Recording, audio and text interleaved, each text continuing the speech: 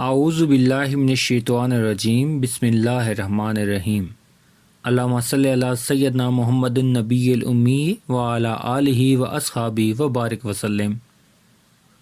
لاکھوں کروڑوں درود پاک خاتم النبیین حضرت محمد مصطفیٰ صلی اللہ علیہ وآلہ وسلم پہ۔ گنبد خضرا کے چاہنے والوں کو وقاص احمد کی طرف سے السلام علیکم۔ فضائل سورہ واقعہ۔ یہ صورت بڑی بابرکت ہے۔ اس کی فضیلت کے بارے میں ارشادات یہ ہیں۔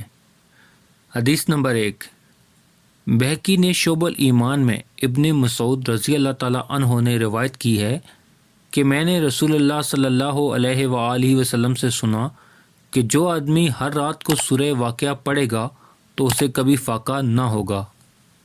حدیث نمبر 2، حضرت عبداللہ بن مسعود رضی اللہ تعالیٰ عنہ سے روایت ہے کہ میں نے رسول اللہ صلی اللہ علیہ وآلہ وسلم سے سنا کہ جو آدمی ہر رات سورہ واقعہ پڑھے گا تو اسے کبھی فاقہ نہ ہوگا۔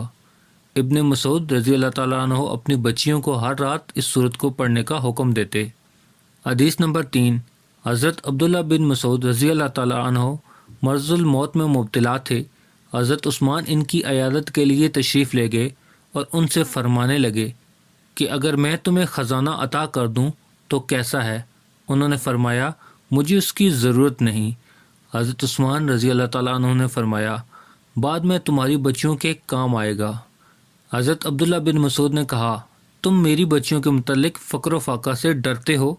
میں نے ان کو حکم دیا ہے کہ وہ ہر رات سورہ واقعہ پڑھا کریں، کیونکہ میں نے رسول اللہ صلی اللہ علیہ وآلہ وسلم کو فرماتے سنا ہے کہ جو آدمی ہر رات سورہ واقعہ پڑھے گا تو وہ کبھی فاقے میں مبتلا نہ ہوگا۔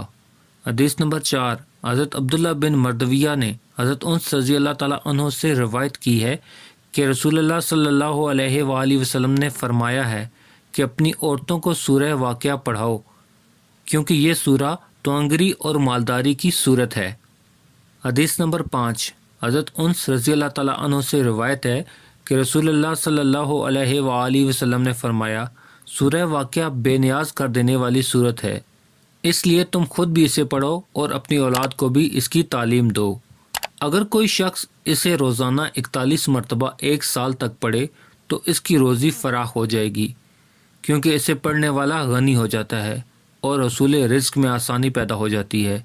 اگر اس صورت کو قبرستان میں جا کے اپنے مرحوم کی قبر کے سرانے کی طرف بیٹھ کے پڑھا جائے اور اس کے بعد اس مرحوم کی بخشش و نجات کے لیے دعا کی جائے تو وہ عذاب قبر سے نجات پائے گا، مگر اس عمل کو 40 روز تک مسلسل کرنا چاہیے۔ اگر کسی شخص کی پیداوار میں نقصان ہو جاتا ہو تو اسے چاہیے کہ اس صورت کو 3 مرتبہ پڑھے اور بیج بونے سے پہلے بیجوں پہ دم کرے۔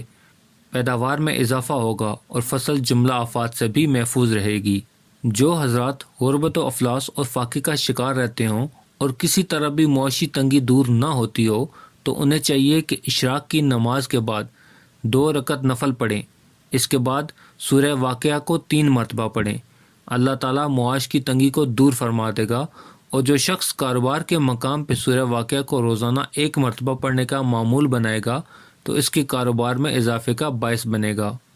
سکرات کا عالم انسان پہ بڑا سخت ہوتا ہے، اس لیے جو شخص فضیلت کی راتوں میں سورہ واقعہ کی تلاوت کرے گا اور عمر بھر اس معمول کو جاری رکھے گا تو جب اس پہ موت کا وقت آئے گا تو اللہ تعالیٰ اس کی جان کنی میں نرمی فرما دے گا اور جان نکلتے وقت اسے بالکل بھی تکلیف نہ ہوگی اور قبر کی منازل بھی آسانی سے طے ہو جائیں گی۔ پیارے دوستو، امید کرتا ہوں آپ کو یہ ویڈیو پسند آئی ہوگی تو اسے لائک کر دیں، اور مزید اس طرح کی خوبصورت ویڈیو کو دیکھنے کے لیے میرے چینل کو سبسکرائب کرنا ہرگز مت بھولیں۔ بیل کا بٹن بھی دبا دیں تاکہ آپ کو نئی آنے والی ویڈیوز کا نوٹیفیکیشن مل سکے۔ ملتے ہیں ایک نئی ویڈیو کے ساتھ، تب تک کے لیے اپنا خیال رکھیے گا۔ اللہ رب العزت آپ کو آسانیاں دے اور آسانیاں بانٹنے کا شرف عطا فرمائے۔ اللہ حافظ۔